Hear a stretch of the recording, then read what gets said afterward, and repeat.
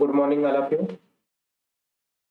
कल के क्लास में हमने model of universe, structure of universe इसके बारे में चर्चाएं की थी।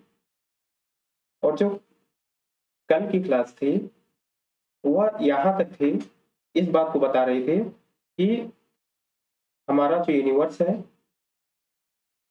उसमें अर्थ का एग्जिस्टेंस कैसे हुआ, वहां पे अर्थ कैसे हमारी फॉर्म हुई। ठीक, लेकिन अब आज की क्लास जो है यह अर्थ बनने के बाद कि अगर यहाँ पे अर्थ फॉर्म हो गई तो अब इस अर्थ के अंदर और ऊपर क्या प्रोसेस हो रहे हैं और कैसे इसके विकास में सहायक हो रहे हैं। ठीक है, हम इसको देखेंगे। एक वर्ड में हम इसे ये भी बोल सकते हैं एक लाइन में कि origin of earth oblique development of earth. ठीक है, कि पृथ्वी का विकास कैसे हुआ, तो ओरिजिन ऑफ अर्थ या डेवलपमेंट ऑफ अर्थ जिसको हम पढ़ेंगे। कल की क्लास का क्या बताई, कल की क्लास तक हमने देखा कि अर्थ का एग्जिस्टेंट कैसे किस फॉर्म में हुआ। अब कैसे हुआ, तो वही बिग बैंग सिद्धांत, जीसीए प्रोसेस काम कर रहा था वहां पे, ग्रेविटेशनल एक्यूमुलेशन, कोलिजन, एक्रिएशन, ये प्रोसेस काम कर रहा था। उसका टेम्परेचर वहां पे ज्यादा हुआ एक प्रोसेस करने से। ठीक है, लेकिन अब जब अर्थ एग्जिस्ट कर गया वहां पे 4600 मिलियन साल पहले, तो अब उसका क्या, उसके ऊपर उसके बाद क्या प्रोसेस हो रही है, अब हम उसको देखेंगे। ठीक है, तो इसको हम ओरिजिन ऑफ अर्थ भी बोल सकते हैं और डेवलपमेंट ऑफ अर्थ भी बोल सकते हैं। ठीक, अब आगे हम देखते हैं। देखिएगा, थोड़ा ध्यान दीजिएगा स्क्रीन पे आप कि 4600 मिलियन साल पहले क्या था हमारा अर्थ।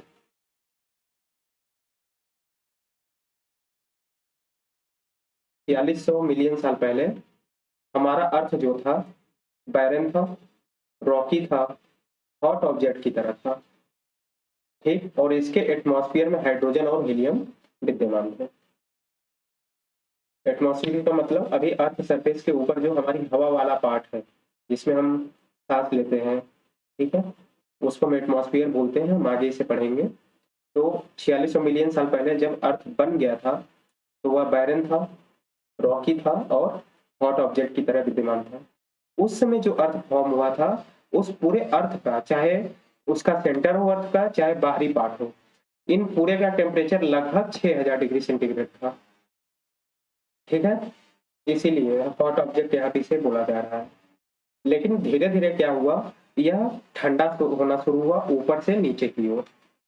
क्या है कि अगर आप एक गर्म बॉल लीजिए या लोहे का बॉल जो लोहार निकालता है, ठीक है, तो आप देखेंगे कि वो पहले ऊपर से ठंड होता है। ठीक है, या कोई खाने की भी चीज हो, उसे आप एटमॉस्फेयर में रख दे, अगर ऐसे छोड़ दे तो क्या होगा, पहले ऊपर से ठंडा होता है और अंतिम में उसके बीच वाला पार्ट जो है ठंडा होता है।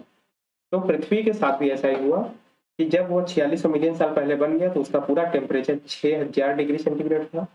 धीरे धीरे यह क्या हुआ कि नीचे से ऊपर से अंदर की ओर, मतलब केंद्र की ओर, ऊपर से केंद्र की ओर ठंडा होना या सेंटर की ओर ठंडा होना शुरू हुआ। ठीक, तो इसमें कई लेयर्स भी बने। तो अर्थ में हम जब भी लेयर्स की बात करते हैं तो पृथ्वी के अंदर जो लेयर्स उसकी तो बात करेंगे ही हम। अर्थ में जब भी हम लेयर्स की बात करते हैं तो अर्थ के अंदर की लेयर की बात तो करेंगे ही, लेकिन हम इसके एटमॉस्फेयर को भी शामिल करते हैं। एक और मैं फैक्ट बता रहा हूँ, जब भी हम अर्थ के मास की बात करते हैं तो अर्थ के मास में जो ओरिजिनल अर्थ का मास है, जो हमें ठोस के रूप में हमें मैप में गया ग्लोब दिखाई देता है, उसके साथ साथ हम एटमॉस्फेयर के मास को भी इंक्लूड करते हैं। ठीक है, आते हैं फिर से टॉपिक पे। देखिए, ओरिजिन ऑफ अर्थ में हम मैंने बताया धीरे धीरे स्ट्रक्चर्स का निर्माण होगा। तो यह जो स्ट्रक्चर्स का निर्माण होगा हम उसे 3 तरीकों से देख सकते हैं या बांट के पढ़ सकते हैं। 3 तरीकों से हम देखेंगे कि लिथोस्फीयर की उत्पत्ति कैसे हुई। लिथोस्फीयर मतलब कि पृथ्वी के ठोस भाग को ऐसे समझ लीजिए अभी आप। इसका एक स्पेसिफिक मतलब होता है लिथोस्फीयर का, जिसको मैं अभी आपको नहीं बताऊंगा, इसके लिए आपको वेट करना पड़ेगा। ठीक है, इसे मैं जब इंटीरियर स्ट्रक्चर ऑफ अर्थ पढ़ाऊंगा तब बताऊंगा, लेकिन अभी आप जानिए लिथोस्फीयर मतलब क्या है, सॉलिड पार्ट जो अर्थ का है वो। ठीक, origin of atmosphere and hydrosphere, atmosphere में और वायुमंडल और जलमंडल का निर्माण कैसे होता है इसको पढ़ेंगे, और ओरिजिन ऑफ लाइफ को पढ़ेंगे। ठीक, तो पृथ्वी की उत्पत्ति में हम इन 3 चीजों को पढ़ेंगे। आगे चलते हैं।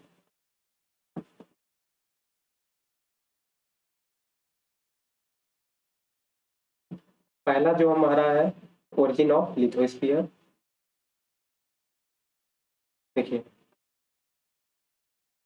मैंने आपको बताया कि शुरुआत में पृथ्वी का जो टेम्परेचर था वह 6000 डिग्री सेल्सियस था 4600 मिलियन साल पहले। तो 4600 मिलियन साल पहले जब 6000 डिग्री सेंटीग्रेड था तो ऐसा क्यों था? इसको भी मैंने आपको बताया कि ग्रेविटेशनल एनोमली के कारण जो कोलिजन हो रहा था, जो टक्कर हो रहा था, सारे वर्ड्स मैंने बता चुके हैं। ठीक है, अगर आपको दिक्कत होगा तो आप बाद में पूछ लीजिएगा इसे, या अभी जरूरत हो तो आप कमेंट वगैरह कर सकते हैं। ठीक है, कि जो ग्रेविटेशनल एनोमली के कारण कोलिजन हो रहा था और सारे जो उस समय मैटर्स थे एक दूसरे से टक्कर कर रहे थे उसके पार्टिकल। तो टक्कर करने से क्या होगा? फ्रिक्शन होगा, और फ्रिक्शन से क्या होगी? एनर्जी निकलेगी। ठीक है, तो ग्रेविटेशनल एनोमली के कारण जब कोलिजन हो रहा था तो फ्रिक्शन, और फ्रिक्शन के कारण एनर्जी उत्पन्न हो रही थी। अब फ्रिक्शन हो रहा था तो उस समय क्या होगा? उस समय की जो स्टैटिक एनर्जी है वह काइनेटिक एनर्जी में बदलेगी। ठीक है, आप दो मैटर्स को रगड़ते हैं, अपनी हथेली को रगड़ते हैं तो हाथ गर्म हो जाता है। ठीक है, तो आप वैसे ही इसको समझिए कि उस समय जो छोटे छोटे पार्टिकल थे जब एक दूसरे से टकरा रहे थे तो उसमें फ्रिक्शन हो रहा हुआ, और फ्रिक्शन से क्या हुआ? उसमें टेम्परेचर बढ़ा। ठीक, तो उसका अर्थ का टेम्परेचर कितना हो गया? 6000 डिग्री सेंटीग्रेड के आसपास। अब यह जो अर्थ है धीरे धीरे ठंडी हुई समय के साथ। 4600 मिलियन ईयर एगो से जब हम आज प्रेजेंट की तरफ आएंगे तो हमारी अर्थ क्या हुई? धीरे धीरे ठंडी हुई। अब इसका जो रीजन था ठंडे होने का, तो अब अर्थ जो उस समय 6000 डिग्री सेंटीग्रेड अपने पास रखी हुई थी, धीरे धीरे इससे क्या हुआ? टेम्परेचर बाहर निकल रहा था, रेडिएट हो रहा था। ठीक, रेडिएशन में क्या होता है कि कोई ऑब्जेक्ट है वह अपने आप अपनी एनर्जी को बाहर निकालता रहता है। ठीक है, इसको भी हम अच्छे से पढ़ेंगे क्लाइमेटोलॉजी में। ठीक है, कि रेडिएशन का मतलब क्या होता है, लेकिन आप अभी बस इतना जानिए कि अर्थ जो गर्म थी वह धीरे धीरे अपनी एनर्जी को बाहर निकाल रही है और ठंडी हो रही है। ठीक, तो रेडिएशन और कंडेंसेशन के कारण, ठीक, रेडिएशन के कारण वो कंडेंस हो रही थी तो सॉलिड की तरफ बढ़ रही थी। अब पृथ्वी पे क्या हुआ? ये तो हमारा जो अर्थ है यह तो बहुत बड़ा ऑब्जेक्ट है। ठीक है, अर्थ जो है एक बहुत बड़ा ऑब्जेक्ट है, तो ऊपर से ठंडी होती होती ठंडी तो हो रही थी, लेकिन यह क्या कर रही है? रिवॉल्व भी कर रही है, रोटेट भी कर रही है। ठीक है, तो इसके अंदर के जो लेयर्स बन रहे हैं, क्योंकि ऊपर वाला जब ठंडा हुआ, ठीक, लेकिन अंदर वाला ठोस पिघला हुआ अवस्था में ही है। ऊपर का जो है वह तो ठोस हो गया। इसको ऐसे देखिए आप,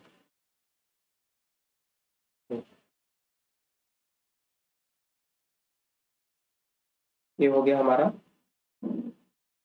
अर्थ, यह अपर सरफेस हो गया। ठीक, लेकिन अब क्या हुआ कि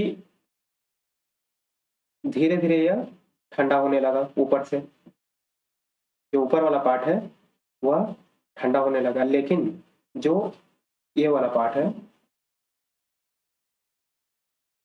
अंदर वाला, इसका टेम्परेचर तो अभी भी उतना ही है। ठीक है, सॉरी, इसका टेम्परेचर अभी भी तो उतना ही है। और लेकिन तो क्या हुआ? यह लेयर्स का फॉर्मेशन हुआ। ठीक है, इसमें क्या हुआ? लेयर्स का फॉर्मेशन हुआ। अब आइए टॉपिक पे।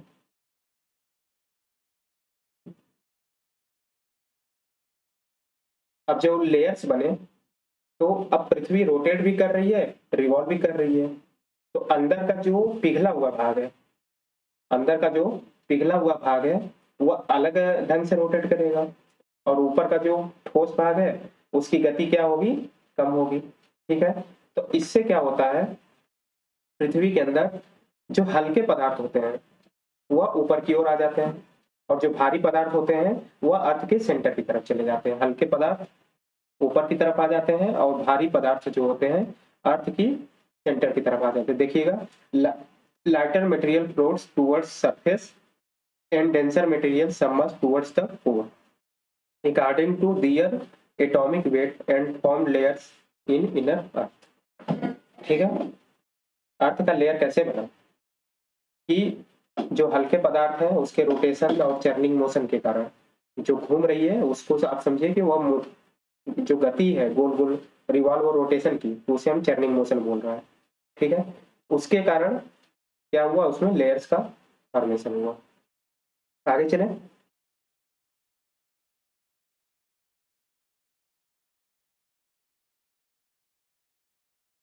देखिए ये जो फिगर है यहाँ पे, यह अर्थ के लेयर को दिखा रहा है।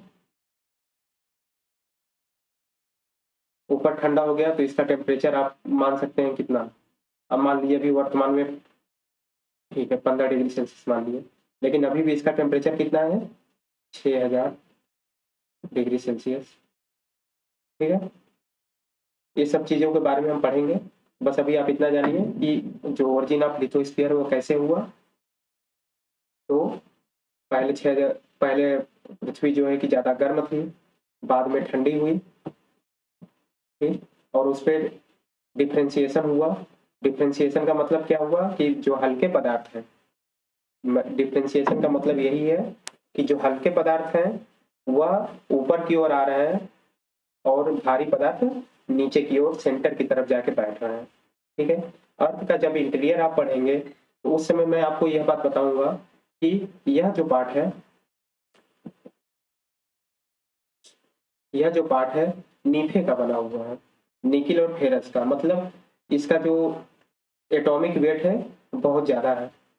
ठीक है, और ऊपर का जो पार्ट है वो सीमा का बना हुआ है।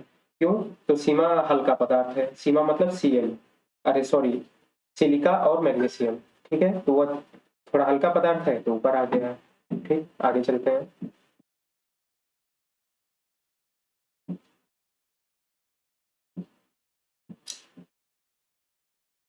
हमने लिथोस्फीयर के बारे में पढ़ लिया कि कैसे बना। अब एटमॉस्फेयर के बारे में पढ़ना है। तो एटमॉस्फेयर को और हाइड्रोस्फीयर दोनों का जो निर्माण है वह दो तरीके से, दोनों को एक ही साथ हम पढ़ेंगे। ठीक है, एटमॉस्फेयर के निर्माण के एक स्टेप बाद हाइड्रोस्फीयर का निर्माण होता है, तो हम दोनों को साथ में लेके पढ़ेंगे। There are 3 stages of formation of the atmosphere and hydrosphere. इसको हम 3 स्टेजेस में पढ़ेंगे। पहला स्टेज है कि loss of primordial atmosphere.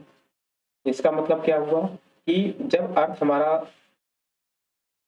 4600 million साल पहले बना था, तो उस समय मैंने बताया था कि हाइड्रोजन और हीलियम गैस विद्यमान थी एटमॉस्फेयर में। ठीक, तो पहले वो क्या होती है, अब डूब चली जाती है। ठीक, अभी आगे इसको हम डिस्कस करेंगे। दूसरा है डीगैसिंग एंड डेंसिटी स्ट्रेटिफिकेशन। ठीक, तीसरा है फोटोसिंथेसिस। इस तीनों को अभी हम अलग अलग डिस्कस करेंगे, वेट कीजिए आप लोग।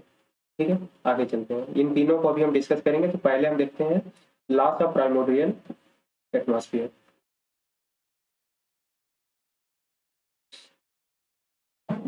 देखिए इनिशियली क्या था, जब शुरुआत कर रहे थे ओरिजिन ऑफ अर्थ, तभी मैंने बताया था कि एटमॉस्फेयर में हाइड्रोजन और हीलियम की गैसें उस समय विद्यमान थी। ठीक, लेकिन हुआ क्या कि यह अर्थ है,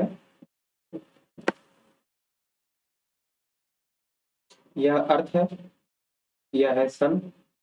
तो यहाँ से सौर आंधियां चल रही हैं। तो यहाँ पे जो हाइड्रोजन और हीलियम पहले विद्यमान थे 4600 मिलियन ईयर साल पहले, यह इसको उड़ा के ले गई ऊपर। ठीक है, तो उस समय की जो हाइड्रोजन और हीलियम थी वह समाप्त हो गई अर्थ पर से। ठीक, इसमें इतना ही आपको जानना है। आगे चलते हैं, D guessing and density stratification. तो पहले आप वर्ड को समझिए। डी गैसिंग का मतलब क्या होता है कि गैस का बाहर निकलना। ठीक है, डी गैस होना, तो गैस का बाहर निकलना। और डेंसिटी स्ट्रेटिफिकेशन, डेंसिटी मतलब कि दो मॉलिक्यूल है, ठीक, उनके बीच में जो मॉलिक्यूल है कितनी डिस्टेंस, कितनी दूरी है, वह कितने डेंस है, ठीक। तो अब स्ट्रेटिफिकेशन, तो ये क्या होगा, जिसका डेंसिटी अधिक होगा वह एक लेयर में बनेगा, जिसका कम होगा वह दूसरे लेयर में। इसी को ऐसे समझिए कि पीछे अभी हमने जो पढ़ा डिफ्रेंशिएशन, डिफ्रेंशिएशन पढ़ा, तो जो भारी पदार्थ थे वह केंद्र की ओर जा रहे थे और हल्के पदार्थ अर्थ के ऊपर आ गए, ठीक। तो डेंसिटी स्ट्रेटिफिकेशन में भी वही कॉन्सेप्ट है, डेंसिटी जिसका ज्यादा होगा वह नीचे के लेयर में जाएगा और जिसका डेंसिटी कम होगा वह ऊपर के लेयर में आ जाएगा, ठीक है। अब इसको हम डिटेल में देखते हैं।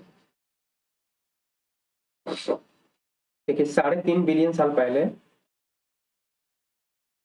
पृथ्वी ठंडा होना शुरू हुई और जो ऊपरी क्रस्ट है, जो ऊपर का पार्ट है, उसमें क्रैक आया, ठीक। और क्रैक होने से क्या हुआ, वोल्केनो की उत्पत्ति हुई। क्रैक होने से वोल्केनो की उत्पत्ति हुई। देखिए यह है अर्थ, ठीक।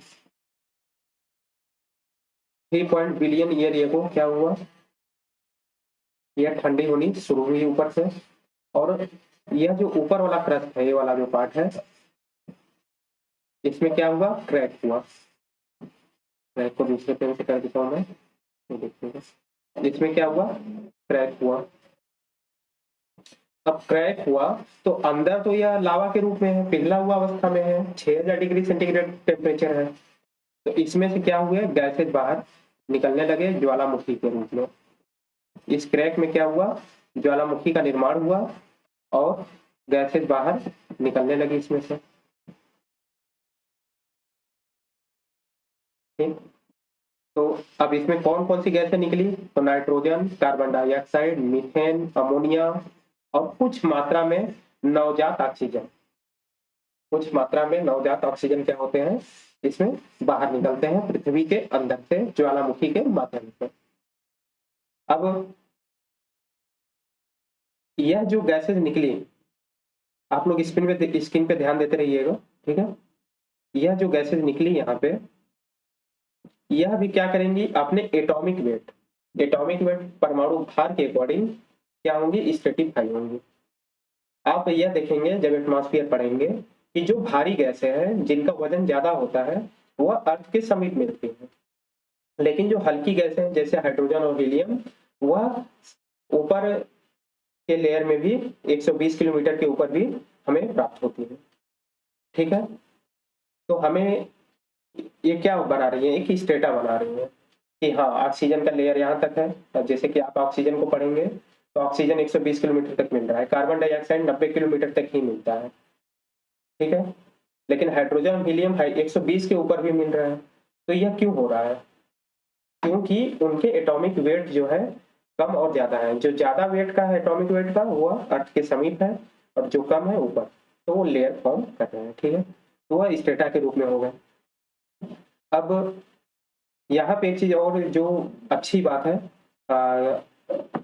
कि यह क्या हुए, क्रेटर्स का निर्माण किया। ज्वालामुखी से जब गैसें निकल रही थी तो किसका निर्माण कर रहे थे, क्रेटर्स का। और जब एटमॉस्फेयर हमारा तैयार हुआ तो उसमें जो जल था हमारा, वाटर और कार्बन डाइऑक्साइड, इससे कंडेंसेशन शुरू हुआ। कंडेंसेशन से क्या हुआ, जो वाटर वेपर था वह वर्षा के रूप में नीचे गिरने लगा, या वर्षा की शुरुआत हो गई। अब जब वर्षा की शुरुआत हुई, इन क्रेटर्स में जो ज्वालामुखी के गड्ढे थे उसमें पानी भरने लगे, और जब यह ओवरफ्लो हुआ पानी, तो सारे क्रेटर्स अपने में मिल गए। ओवरफ्लो होने से सारे क्रेटर्स अपने में मिल गए, जिससे क्या हुआ, हाइड्रोस्फीयर का निर्माण हुआ, ठीक है। आप लोग को समझ में आया, ठीक है। आगे चलते हैं। इसको आप लोग एक बार रिवाइज कीजिएगा, वीडियो दोबारा देख लीजिएगा अगर टफ लगे तो, ठीक है। वैसे इसमें कुछ है नहीं, मैं एक बार इसे एक्सप्लेन कर देता हूँ दोबारा, आप बस सुनिएगा मेरी बातों को। देखिए एटमॉस्फेयर की उत्पत्ति में हम डीगैसिंग और डेंसिटी स्ट्रेटिफिकेशन पढ़ रहे हैं। डीगैसिंग का मतलब क्या है, ज्वालामुखी के माध्यम से 3.5 बिलियन साल पहले, 3.5 बिलियन ईयर्स एगो क्रैक आया क्रस्ट में, और ज्वालामुखी के माध्यम से गैसेज एटमॉस्फेयर में निकली। ठीक, अब गैसेज एटमॉस्फेयर में निकली तो वह अपने परमाणु भार या एटॉमिक वेट के अकॉर्डिंग स्टेटा का निर्माण की, अपनी डेंसिटी के अकॉर्डिंग। ठीक है, अब क्या है, हल्की गैसें ज्यादा ऊपर चली गई और भारी गैसें नीचे रह गई, तो डेंसिटी स्ट्रेटिफिकेशन हो गया यहाँ पे। अब जो ज्वालामुखी बने थे उस समय, सॉरी, अब ये देखिए कि जब स्टेटा बन गया, अब उसमें गैसें जो निकली थी कौन कौन सी थी, नाइट्रोजन था, कार्बन डाइऑक्साइड था, मीथेन था, अमोनिया था और नवजात ऑक्सीजन था। नवजात ऑक्सीजन उसमें कुछ मात्रा में ही था, अधिक नहीं था, इस बात को आपको याद रखना है, यहाँ से क्वेश्चन आ सकता है। अब उसमें जो कार्बन डाइऑक्साइड और वाटर वेपर था वो दोनों मिलने लगे तो कंडेंसेशन रेट बढ़ गया। कंडेंसेशन का मतलब क्या हुआ, समझ लीजिए ठंडा होना। ठीक है, तो जो वाटर वेपर था वो किस में कन्वर्ट हुआ, वाटर में, और बरसात होने लगी। जब बरसात हुई तो ज्वालामुखी के जो गड्ढे थे वो भर गए। ज्वालामुखी के गड्ढे मतलब क्रेटर जब भर गए, ओवरफ्लो होने लगे, तो सारे क्रेटर्स एक में मिल गए। ठीक है, और सारे क्रेटर्स के एक में मिलने से हमारे ओशियंस का निर्माण होता है। ठीक है, अब अगला जो हमारा है फोटोसिंथेसिस।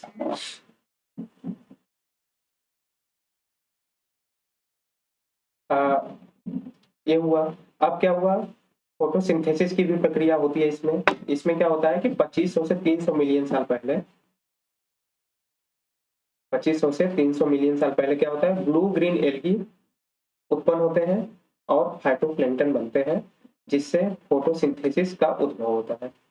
ठीक है, तो यहाँ पे आप टाइम थोड़ा ध्यान दे सकते हैं कि 2500 से 3000 मिलियन साल पहले क्या हुआ था, ब्लू ग्रीन एल्गी और फोटोप्लैंक्टन, फाइटोप्लैंक्टन, इनके आने से फोटोसिंथेसिस का उद्भव होता है और ऑक्सीजन की मात्रा बढ़ जाती है। अब देखिए ऑक्सीजन यहाँ पे फिर आया, मैंने बताया था कि 3.5 बिलियन साल पहले जब ऑक्सीजन निकला था तो कुछ ही मात्रा में नवजात ऑक्सीजन था। ठीक है, नवजात ऑक्सीजन का मतलब केवल ओ, O2 नहीं, नवजात ऑक्सीजन का मतलब केवल O, नॉट O2। ठीक, वह भी कुछ मात्रा में। लेकिन 2500 से 300 बिलियन मिलियन ईयर एगो में क्या हुआ कि जब ब्लू ग्रीन एल्गी और फाइटोप्लैंक्टन धीरे धीरे विकसित हुए तो ऑक्सीजन की मात्रा बढ़ने लगी फोटोसिंथेसिस के कारण। ठीक, और यह सबसे पहले कहाँ बढ़ेगी, ओशियन में, उसके बाद एटमॉस्फेयर में। ऑक्सीजन सबसे ज्यादा प्रचुर मात्रा में कब आया, कहाँ आया, तो सबसे पहले आया ओशियन में, उसके बाद आया वायुमंडल में। ठीक, चलते आगे। अब ओरिजिन ऑफ अर्थ में जो तीसरा है, ओरिजिन ऑफ लाइफ। हमने लिथोस्फीयर कैसे बना इसको देखा, एटमॉस्फेयर कैसे बना हमने इसको भी देखा। अब हमें देखना है कि ओरिजिन ऑफ लाइफ या उसका जो जीवन है वो कैसे आता है। ठीक, तो ओरिजिन ऑफ लाइफ के लिए क्या हुआ, जीवन की उत्पत्ति जो पृथ्वी में शुरू हुई तो यह माना गया कि शुरू में मॉलिक्यूल था जिसको हम बोलते हैं कॉम्प्लेक्स ऑर्गेनिक मॉलिक्यूल। ये अणु थे, कुछ जीव थे ऐसे जिनको हम बोलते हैं कॉम्प्लेक्स ऑर्गेनिक मॉलिक्यूल्स। अब वो जीव ऐसे थे कि अपने आप को घुमा फिरा के कुछ रिएक्शन करके अपने जैसा ही दूसरा जीव बना लेते थे। ठीक है, वो घुमा फिरा के अपने जैसा ही जीव बना लेते थे और स्वयं को डुप्लीकेट क्लोनिंग करते रहते थे, अपने जैसा ही दूसरा जीव वो बनाते रहते थे और कन्वर्ट इनिमिनेटेड मैटर लिविंग सब्सटेंस, और जो उस समय के निर्जीव पदार्थ होती थी उसको जीवित पदार्थ में वो बदलने लगते थे। मतलब उनके, एक लाइन में ऐसे समझिए, एक मिनट रुकिए। पहले जो हम लाइफ, ओरिजिन ऑफ लाइफ के बारे में पढ़ते हैं कि कैसे हुई, तो माना जाता था कि एक कॉम्प्लेक्स ऑर्गेनिक मॉलिक्यूल थे जो खुद को घुमा फिरा के अपने जैसा ही जीव बनाने की क्षमता रखते थे, और उनके अंदर ये क्षमता भी थी कि जब वह डुप्लीकेट जीव अपना बना रहे हैं तो वह निर्जीव पदार्थ जो है उसको सजीव में भी वह कन्वर्ट धीरे धीरे कर रहे थे, जिससे हमारे यहाँ ओरिजिन हुआ लाइफ का। ठीक है, आगे चलते हैं। अब देखिए, अब यहाँ पे अर्थ की उत्पत्ति, यूनिवर्स की उत्पत्ति से संबंधित टॉपिक सारे समाप्त हो चुके हैं। अब हमारा हमारा जो अगला टॉपिक है वह है जियोलॉजिकल टाइम स्केल। ठीक, तो अब इसके बारे में हम देखते हैं कि जियोलॉजिकल टाइम स्केल है क्या। तो जियोलॉजिकल टाइम स्केल को आप ऐसे समझिए कि यह पृथ्वी का कैलेंडर है। अब पृथ्वी का कैलेंडर होने का मतलब क्या है? हमारा भी एक कैलेंडर चलता है जिसमें क्या होता है, साल होता है, महीना होता है, सप्ताह होता है, दिन होता है। ठीक है, हमारा कैलेंडर ऐसे चलता है। तो पृथ्वी का कैलेंडर होने का मतलब क्या है कि पृथ्वी जब से बनी है तब से लेके आज तक पृथ्वी पे कब कब जलवायु परिवर्तन हुए, पृथ्वी में क्या क्या चेंजेज हुए, कब ओशियन बना, कब कंटिनेंट बना, इन सब चीजों का जो ब्यौरा है इसमें टाइम के अकॉर्डिंग बांट के सेट किया गया है कि इस टाइम पीरियड में ये घटनाएं हुई, इस टाइम पीरियड में ये घटनाएं हुई। ठीक, अब पृथ्वी तो हमारी 4.5 अरब साल पुरानी है। अब 4.5 अरब साल के इतिहास को अब हम तो ऐसे नहीं कह देंगे ना कितने साल पहले ये हुआ, तो उसको एक नाम दिया गया, कई भागों में बांटा गया। 4.5 बिलियन साल पहले से लेके अब तक के भागों को स्क्रीन पे देखिएगा।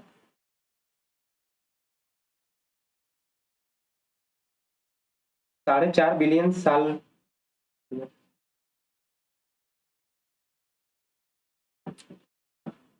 4.5 बिलियन ईयर एगो हमारी पृथ्वी थी और आज हम 2021 में है, तो यह तो बहुत लंबा टाइम पीरियड हो गया।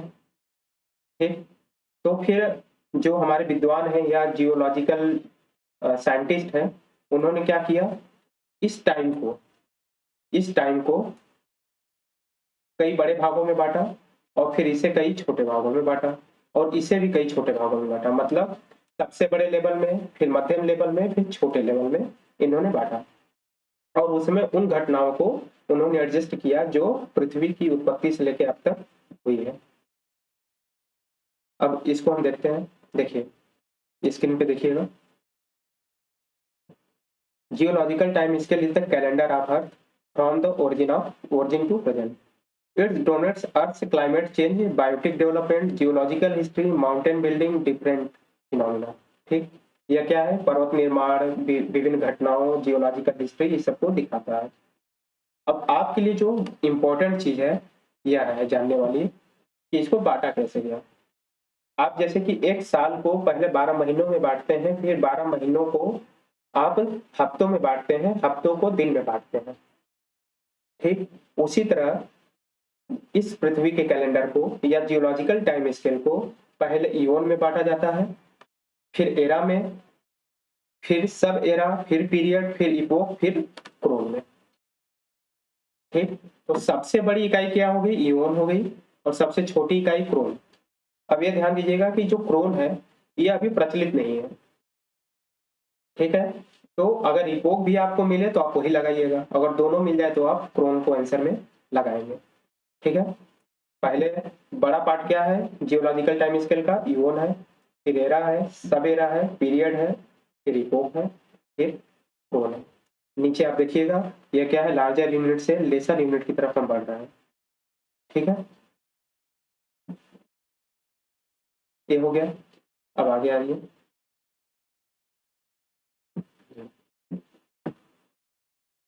इस कैलेंडर को देख के आप घबराइएगा ना, यह जियोलॉजिकल टाइम स्केल का ही कैलेंडर है। ठीक है, लेकिन आपको यहाँ घबराना नहीं है, इसे बहुत पेशेंस के साथ आपको देखना है।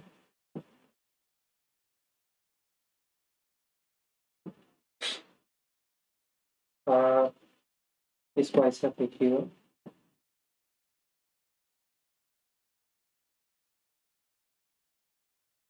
देखिए स्क्रीन पे दिख रहा है, आप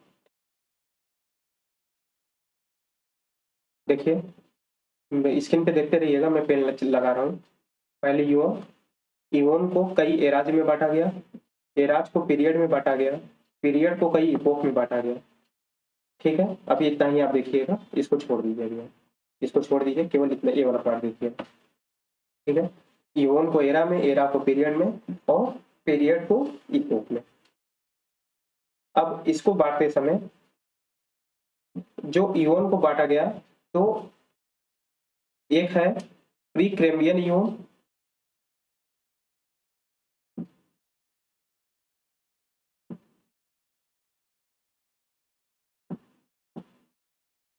ये देखिएगा,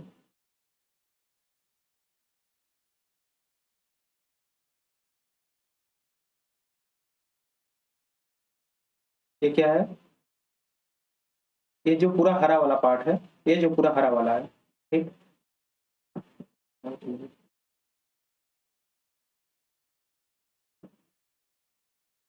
ये जो पूरा हरा वाला पार्ट है, ये क्या है, प्रीकैम्बियन इयोन है, प्रोटोरोजोइक इयोन, आर्कियन इयोन और हेडन इयोन में बांटते हैं, ठीक है। इन तीनों को देखिए,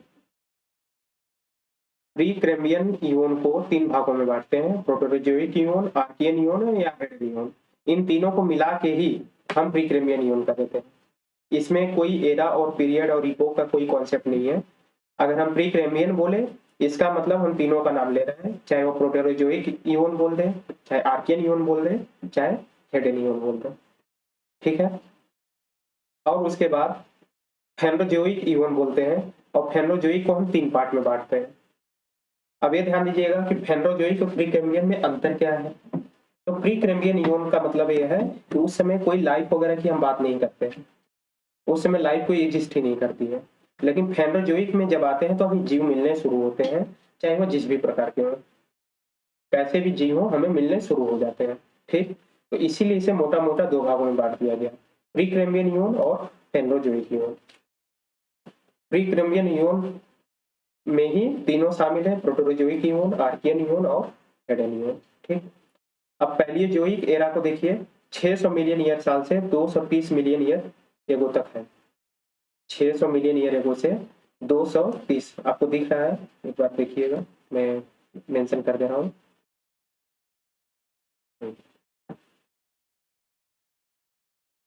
ये देखिएगा,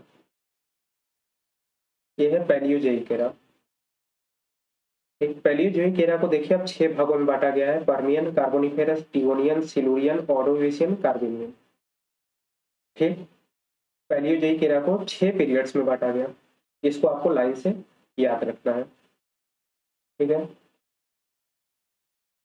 और अगला फिर जब आता है तो मेसोजोइक एरा, 230 मिलियन ईयर से 65 मिलियन ईयर तक, जिसको 3 भागों में बांटते हैं, क्रिटेशियस, जुरेसिक और ट्राइसिक।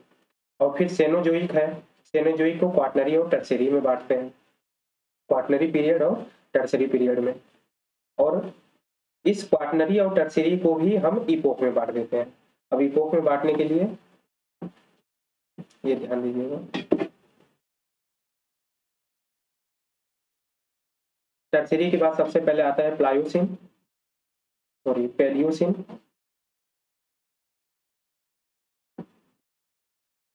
ठीक, इओसिन, ओलिगोसिन, मायोसिन और प्लियोसिन। तो टर्शियरी को कितने भाग में बांटा गया है, 1 2 3 4 5। टर्शियरी पीरियड को 5 इपोक में बांटा गया है, और क्वाटरनरी पीरियड को 2 इपोक में, पहले आएगा प्लीस्टोसिन फिर होलोसिन। यहाँ पे ध्यान दीजिएगा, होलोसिन ऊपर रहेगा और प्लीस्टोसिन नीचे आएगा, यहाँ पे गलत टाइप हो गया है, ठीक है। तो अभी हमारा कौन सा पीरियड चल रहा है, होलोसिन चल रहा है, होलोसिन को सबसे ऊपर होना चाहिए, वर्तमान में हमारा होलोसिन पीरियड चल रहा है, ठीक। तो आप इस चार्ट को 2-3 बार बहुत ध्यान से देखिएगा, आपको याद हो जाएगा। और इसके बाद भी मैं अभी सभी पीरियड्स के बारे में, ये जो यहाँ पे सारे पीरियड चल रहे हैं, थोड़ा थोड़ा आपको बताऊंगा कि उसमें क्या होता है क्या नहीं है। तो इसको आप पेशेंस के साथ देखिएगा, घबराइएगा मत। क्या है कि इसको याद करना थोड़ा मुश्किल होता है, जो व्यवहारिक चीज है, लेकिन मुश्किल नहीं है। आप क्या करिए, थोड़ा थोड़ा 2-2 लाइन केवल देखते रहिए। एक दिन केवल पहली जोक को पकड़ लीजिए, इसके 6 नाम याद करके छोड़ दीजिए, फिर अगले दिन मेसोजोइक एरा को पकड़िए, उसके 3 नाम देख के छोड़ दीजिए। तो पहले आप इस चार्ट को याद कीजिएगा, ठीक है। जब तक यह चार्ट आपको याद ना हो, तब तक आप आगे की जो स्लाइड्स है उसको याद करने की कोशिश मत कीजिएगा। क्या है कि वो फिर दिक्कत होगा और आपके दिमाग में बैठ नहीं पाएगा। तो पहले इस चार्ट पे कमांड आपको बनाना है, उसके बाद ये सब सारी चीजें जो मैं आज बताऊंगा, धीरे धीरे करके आपको उसमें फिट करने जाना है, फिट करते हुए पढ़ना है, ठीक है। आगे चलते हैं। अब इसमें देखिए एक पार्ट ए भी है,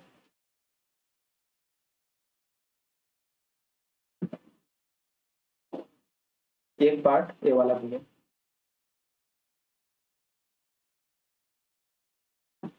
अब ये क्या है, कैलेंडर में जो चीजें उस समय घटनाएं घट रही हैं उसके बॉर्डर को बता रहा है। बॉर्डर को बताने का मतलब क्या है, इसको थोड़ा ध्यान से देखिएगा।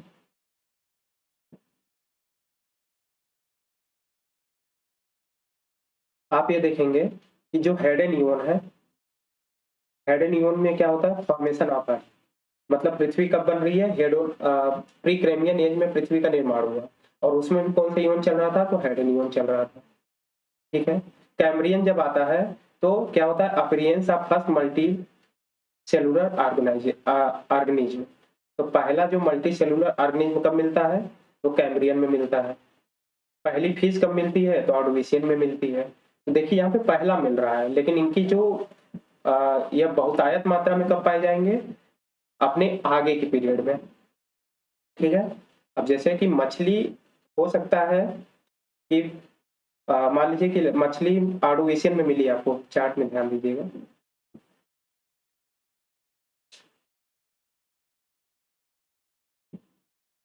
ये देखिएगा यहाँ पे ऑर्डोविशियन में पहली मछली मिली, लेकिन मछली जिस समय बहुत मात्रा में पाई जा रही है वह ऑर्डोविशियन नहीं होगा, बल्कि इधर कहीं होगा। ठीक है। तो आपको केवल बाउंड्री लाइन याद रखनी है यहाँ पे,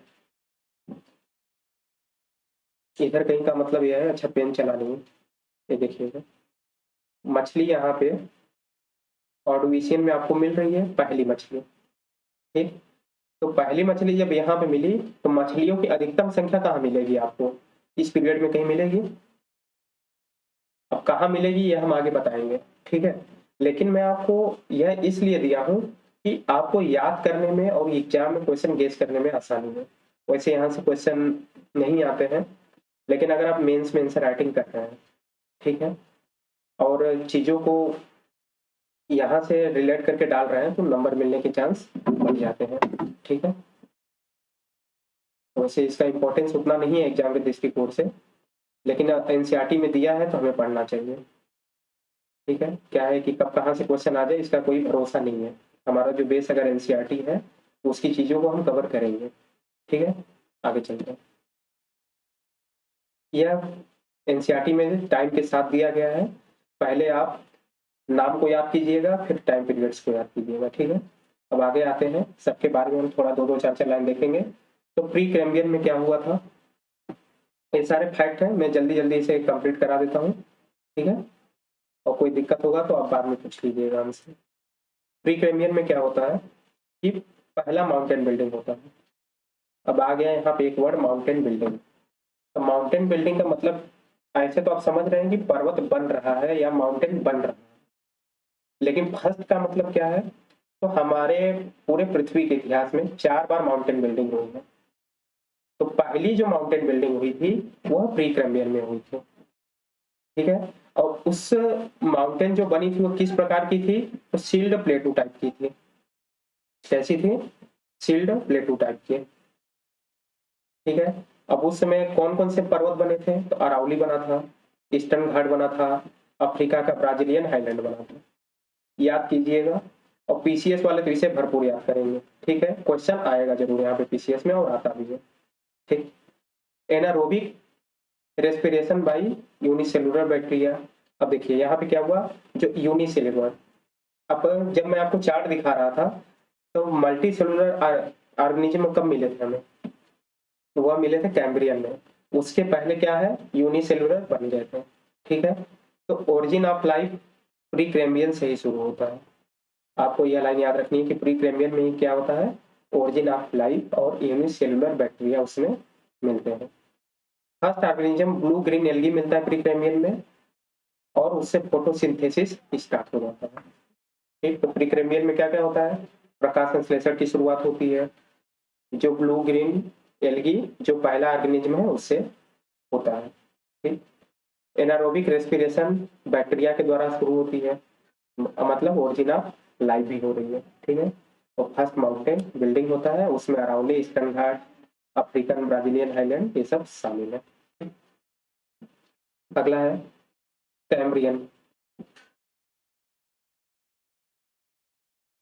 Cambrian 450 million year ago Cambrian period शुरू होता है। तो इसमें कंटिनेंट पे अब तक अभी लाइफ नहीं मिलती है। ठीक, मतलब ओशियन में तो लाइफ है, किसके माध्यम से हमने पढ़ा, यूनिसेलुलर बैक्टीरिया से रेस्पिरेशन हो रहा है, और ब्लू ग्रीन एल्गी जो है उससे फोटोसिंथेसिस हो रहा है प्री कैम्ब्रियन में।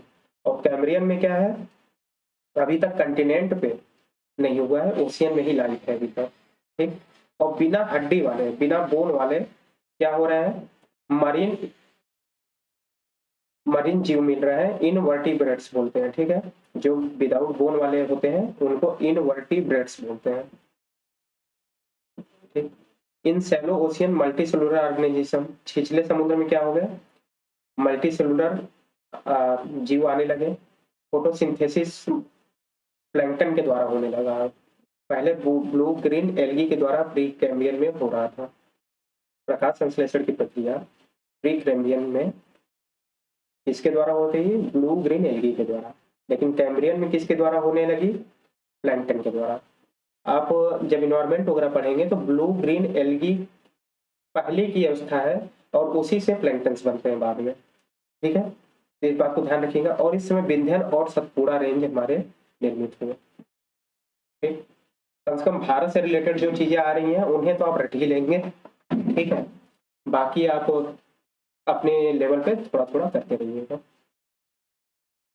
विंध्यन और सतपुड़ा कब बना, कैम्ब्रियन में। अरावली कब बना, प्री कैम्ब्रियन में। आगे आते हैं ऑर्डोविशियन। ऑर्डोविशियन पीरियड 420 मिलियन साल पहले शुरू हुआ, और इसमें सेकेंड माउंटेन बिल्डिंग हुई जिसे हम कैलिडोनियन ओरिजिन कहते हैं। ठीक है, जो सेकेंड माउंटेन बिल्डिंग हुआ उसे हम कैलिडोनियन ओरिजिन कहते हैं। इसमें new England range, Greenland, Scandinavia और एपिनाइन्स को हम शामिल करते हैं। ये अगर आपको ये सारे जगह नहीं पता है तो आप लोग का काम होगा कि इसे आप नेट से सर्च करें या मैप में ढूंढें कहाँ हो।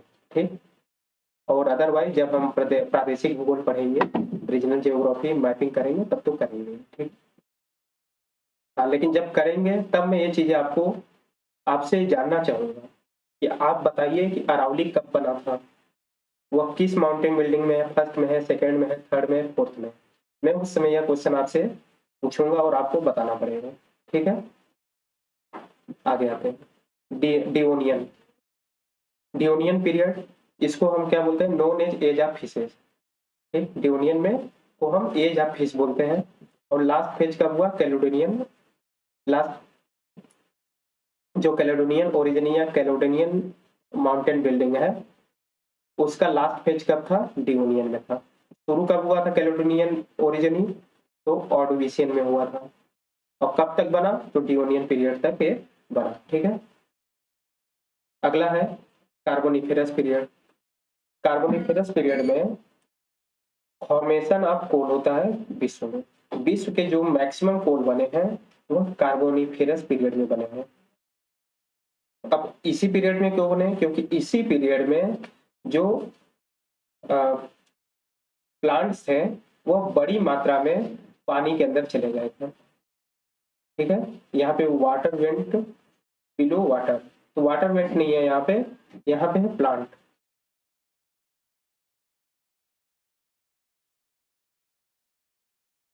जो प्लांट थे बड़ी मात्रा में वो किस में चले गए थे, पानी में। अब जब वो पानी में चले गए तो अब क्या है, उनके ऊपर प्रेशर काम किया। ठीक है, और वह जो उनका बायोमास था वह कन्वर्ट होने लगा किसमें, कोयले में। जो भी प्लांट्स थे, वेजिटेशन थी, उसमें कन्वर्ट होने लगे। ठीक? तो कोयला बनने की जो सबसे उपयुक्त परिस्थिति मिली थी वर्ल्ड में, वह कार्बोनिफेरस पीरियड में मिली थी, और उसी समय के सारे कोयले जो है अभी मिलते हैं हमें। भारत का जो कोयला है वह गोंडवाना पीरियड का है, उसे हम आगे देखेंगे। ठीक है, Indian coal belongs to late carboniferous period जिसे हम गोंडवाना एज कहते हैं। ठीक है, कार्बोनिफेरस में जो लास्ट पीरियड चल रहा था, कार्बोनिफेरस मान लीजिए कि अगर इतना लंबा है यहाँ से लेके यहाँ तक, तो अंतिम जो ये वाला पीरियड होगा इसमें भारत का कोयला बना है। ठीक है, मतलब कार्बोनिफेरस के बात कर रहे हैं। आगे चलते हैं, पर्मियन पीरियड। पर्मियन पीरियड में थर्ड माउंटेन बिल्डिंग होता है जिसे हम हर्सिनियन ओरिजिन कहते हैं, ठीक है। पहला हुआ था प्री कैम्ब्रियन में, दूसरा कब हुआ था, हमारा हुआ था ऑर्डिविशियन में, ठीक है। तीसरा कब हुआ, कार्बोनिफेरस पीरियड, अरे सॉरी पर्मियन पीरियड में, ठीक। अब इस समय जो माउंटेन बने तीसरे पर्मियन पीरियड में, तीसरे माउंटेन बिल्डिंग में, वो थे Great Dividing Range, Ural, Appalachian, Drakensberg, ठीक। और इंडियन कोल जो बना था वह इसी पीरियड का है जिसे हम गोंडवाना कोल कहते हैं। तो आपके लिए क्वेश्चन ये याद रखना चाहिए कि भारत के जो कोल बने हैं वह किस पीरियड के हैं, तो गोंडवाना पीरियड के हैं या पर्मियन पीरियड के हैं, ठीक है। गोंडवाना पीरियड भारत के सेंस में बोलते हैं, इसको हम आगे पढ़ेंगे गोंडवाना का मतलब क्या होता है, ठीक। आगे आते हैं ट्राइसिक। ट्राइसिक पीरियड में क्या होता है, कॉर्निवोरस ऑर्गेनिज्म बनते हैं, जो कॉर्निवोरस मतलब जो मांसाहारी होते हैं वो उत्पन्न होते हैं, ठीक। जुरेसिक पीरियड को एज ऑफ डायनासोर बोला जाता है, इस समय डायनासोर अधिक मात्रा में थे। इस समय की जो क्लाइमेट थी वो गर्म और आर्द्र थी, और ब्लॉक माउंटेन का फॉर्मेशन इस समय हुआ। ब्लॉक माउंटेन के एग्जांपल आप ऐसे कर सकते हैं कि जर्मनी में एक ब्लैक फॉरेस्ट है, और भारत में जो है कि सतपुड़ा है, ठीक है। और ये सब क्या है, ब्लॉक माउंटेन के एग्जांपल है। आगे चलते हैं क्रिटेशियस पीरियड। क्रिटेशियस पीरियड में क्या था कि लार्ज स्केल में वोल्केनिक एक्टिविटी होती है और डीगैसिंग होती है, ठीक है। लार्ज स्केल में वोल्केनिक एक्टिविटी और डीगैसिंग प्रक्रिया। डीगैसिंग आपको अभी मैंने एटमॉस्फेयर में वाले में बताया था उसकी उत्पत्ति के बारे में, ठीक। और फॉर्मल बेसाल्टिक लावा, मतलब सॉरी, जब वोल्केनिक एक्टिविटी हो रहा है तो लावा बाहर निकलता है, तो वह कौन सा लावा निकला, बेसाल्टिक लावा, जिससे डेक्कन का लावा जो भारत में है और कोलंबिया प्लेटू जो यूएसए में है ये बने, ठीक। डेक्कन प्लेटू और कोलंबिया प्लेटू किससे बने हैं, लावा से। जब वोल्केनो पढ़ेंगे तो वहां पे मैं आपको एक लिस्ट दूंगा जो बहुत लंबी लिस्ट है, मतलब कि कम से कम 10-10 तो है ही कि लावा प्लेटू कौन सा है, ठीक है। मतलब प्लेटू के जब टाइप पढ़ेंगे तो लावा प्लेटू के 10-12 एग्जाम्पल में वहां को आपको लिस्ट दूंगा, लेकिन वो ज्यादा जरूरी नहीं रहेगा, लेकिन दे दूंगा कि हाँ 2-4 बार देखे रहेंगे तो क्वेश्चन सॉल्व करने में आसानी होती है। Volcanic activity caused of extension of dinosaur. अब देखिए इसके पहले की जो पीरियड थी जुरेसिक पीरियड, इसमें डायनासोरों का एज है, लेकिन क्रिटेशियस पीरियड में जब ज्वालामुखी निकलने लगते हैं तो ज्वालामुखी क्या है, इस समय विलुप्त होने लगते हैं। अब ज्वालामुखी विलुप्त होने का रीजन क्या था, एक्सटिंक्ट होने का रीजन क्या था, तो यहाँ पे मैंने मेंशन नहीं किया, आप ऐसे समझिए कि जब ज्वालामुखी निकला, ज्वालामुखी से लावा निकला तो वाटर वेपर गैसेस एटमॉस्फेयर में छा गई ऊपर, तो सन की रेज आनी बंद हो गई, ठीक है। तो उसमें क्या है, ये सरवाइव नहीं कर पाए, ठीक है, dinosaur.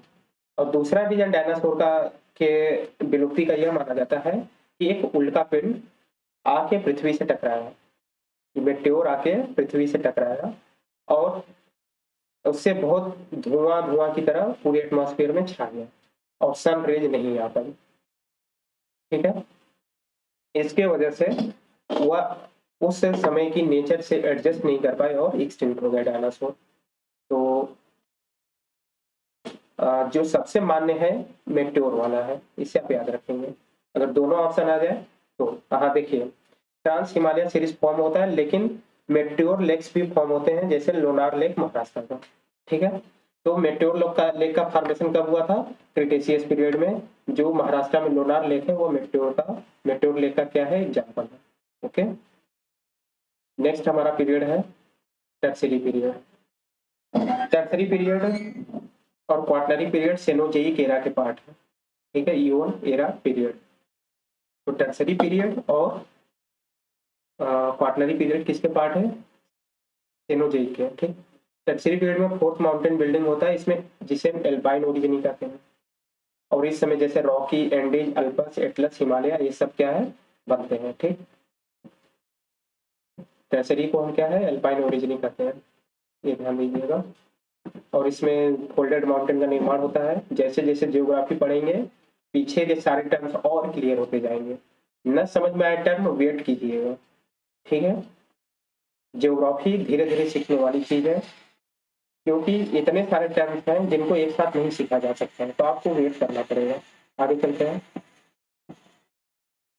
Quaternary period, quaternary period इसमें क्या है, प्लीस्टोसिन आइस एज पीरियड भी बोलते हैं, ठीक है। क्वाटरनरी पीरियड को प्लीस्टोसिन आइस एज पीरियड भी बोलते हैं। इसमें 4 बार क्या हुआ था, जलवायु परिवर्तन हुआ था, मतलब 4 बार हिम युग आया था, आइस एज आया था, जिसको हम बोलते हैं उर्म, रीस, मिंडल और गुंज। पहली बार जब आया तो उसे उर्म बोले, फिर आया तो रीस बोले, फिर आया तो मिंडल बोले, तीसरी बार और लास्ट में गुंज बोले। जब हम क्लाइमेट चेंज पढ़ेंगे, ठीक है, इस चीज को हम और डिस्कस करेंगे, लेकिन एक फैक्ट के रूप में कि क्वाटरनरी पीरियड में ये चीज हुआ था, आप याद रखेंगे। Modern man evolution, Homo sapiens sapiens, ठीक। होमोसेपियंस सेपियंस आज का मॉडर्न मैन है, जैसे कि मानव का भी विकास हुआ तो उसके भी कई ब्रांचेज आए, तो वर्तमान में जो मानव है उसे हम होमो सेपियंस सेपियंस बोलते हैं। तो इसका इवोल्यूशन कब हुआ, क्वाटरनरी पीरियड में, ठीक। अब इसके जो टाइम पीरियड है ना, आप लोग वहां से याद कीजिएगा, जो चार्ट दिया गया है, या एनसीईआरटी में भी जो चार्ट है वहां से भी याद कर सकते हैं, ठीक, कि कितने साल पहले क्वाटरनरी पीरियड था। आगे चलते हैं। होलोसीन पीरियड, होलोसीन पीरियड यह एंथ्रोपोजेनिक पीरियड इसको बोलते हैं। एंथ्रोपोजेनिक पीरियड क्यों, क्योंकि इस पीरियड में मानव सर्व प्रभावकारी है, ठीक है। पहले के पीरियड में मानव उतना एक्टिव नहीं था, मानव का उतना इम्पैक्ट नहीं पड़ता था, लेकिन जो होलोसीन पीरियड है इसमें मानव जो है बहुत सारे चेंजेस ला रहा है, एनवायरमेंट को इफेक्ट कर रहा है, पृथ्वी को इफेक्ट कर रहा है, ठीक। इसलिए इसे हम मानव का काल भी बोलते हैं या एंथ्रोपोजेनिक पीरियड भी बोलते हैं। It's a period of industrial revolution, industrial revolution आप हिस्ट्री में पढ़ेंगे, ठीक है, और अभी भी देख रहे हैं कि इंडस्ट्री कितने बढ़ रहे हैं, ठीक है। लास्ट 2000 ईयर्स, ठीक है, human activities being reasons of micro climate change, ठीक। मानव जो है इंडस्ट्रियल रिवॉल्यूशन कर रहा है और 2000 सालों से लगातार चेंजेस करता आ रहा है, ठीक। अब देखिए यहाँ पे आपको एक चीज और समझनी है कि होलोसीन पीरियड तक मैंने आपको चार्ट दिया है, लेकिन अभी हाल के रिसेंट का एक करंट है कि जियोलॉजिस्ट जो है 3 और नाम बताए हैं होलोसीन में ही, होलोसीन पीरियड में 3 नाम और दिए हैं पीरियड्स के, जिनको हम देख लेते हैं। पहला है ग्रीनलैंड एज, ये देखिएगा, ग्रीनलैंडियन एज, ठीक, 11,700 से 8,326 ईयर्स तक इसको इन्होंने बोला है। लास्ट आइस एज एंडेड, जब अंतिम आइस एज खत्म हुआ था, और and the world began to the warm. अभी क्या है, हमारा जो वर्तमान पीरियड चल रहा है, वर्तमान कंडीशन है क्या, आइस है, अरे ठंडा है या गर्म, अभी हम वार्म पीरियड में जी रहे हैं, ठीक है। तो इसके पहले जो लास्ट आइस एज आया था उसका जो एंड था, उससे लेके वर्तमान तक, उससे लेके ये जो वार्म एज की शुरुआत हुई उसको हम ग्रीनलैंडियन एज में रखते हैं। और एक इन्होंने दिया नॉर्थ ड्रिपन एज, 8,326 ईयर एगो से 4200 ईयर एगो तक, ये देखिएगा, ये 8,026 ईयर एगो से 326 ईयर एगो, 4200 ईयर से एगो तक। अब इसमें क्या हुआ, अबाधित, एब्रप्ट मतलब अबाधित होता है, अबाधित रूप से क्या हुआ, ग्लोबल कूलिंग स्टार्टेड हुआ। अब ग्लोबल कूलिंग का मतलब क्या है कि अब हम जो गैसेज इमिट कर रहे हैं, ग्रीन हाउस इफेक्ट क्रिएट तो कर रही है, ठीक, और एक हम कूलिंग की तरफ बढ़ रहे हैं, ठीक है। अब आगे है, तीसरा है मेघालयन पीरियड, मेघालयन एज 4200 साल पहले से लेके अब तक, ठीक है। इसमें क्या हुआ कि बड़े मात्रा में सूखा पड़ा, ठीक है, और अर्थ क्या हुआ, cooling around the globe, globe के चारों ओर क्या हुआ, ठंडापन बढ़ने लगा। This was the only age which begin with a global cultural event, ठीक है। मेघालय ने एक ऐसा एज है जो ग्लोबल कल्चरल इवेंट से इवेंट को प्रदर्शित करता है, ठीक है। और उसका रीजन क्या है, जो क्लाइमेट में हम लोग चेंजेज कर रहे हैं उसी वजह से। और इसी एज में कई सारी जो सभ्यताएं थी, जैसे इजिप्ट, ग्रीस, सीरिया, फिलिस्तीन, मेसोपोटामिया, इंडस वैली, यांगेज रिवर, ये सारी सभ्यताएं क्या हुई हैं, समाप्त हुई हैं। ठीक है, तो आज की क्लास को हम यही रखते हैं। अगला जो हम क्लास करेंगे वो पृथ्वी की आंतरिक संरचना से स्टार्ट करेंगे। और आप लोग से मैं चाहूंगा कि जो मैंने जियोलॉजिकल टाइम स्केल बताया है, अगर उसमें आपको कुछ चीजें रह जा रही हैं या याद करने में दिक्कत आ रही है, तो आप ज्योग्राफी को खत्म होने का वेट कीजिए। ज्योग्राफी के कम से कम फिजिकल पार्ट को, ठीक है, ह्यूमन नहीं, अगर फिजिकल पार्ट के खत्म होने का वेट कीजिए, तो यह इसमें जो टर्म्स आए हैं जगह जगह पे, ठीक है, चाहे वह एटमॉस हाँ, पृथ्वी की उत्पत्ति से भी संबंधित, जैसे कि एटमॉस्फेयर से संबंधित डिगैसिंग आया, वो वोल्केनिज्म आया, ठीक है, तो आप इसको थोड़ा होल्ड करके रखिएगा। ठीक है, जब सिलेबस खत्म होगा तो उसके बाद इस चैप्टर को आप दोबारा पढ़िएगा, तभी आपको कई गुना ज्यादा समझ में आएगा। ठीक है, चलिए आज की क्लास को एंड करते हैं, धन्यवाद।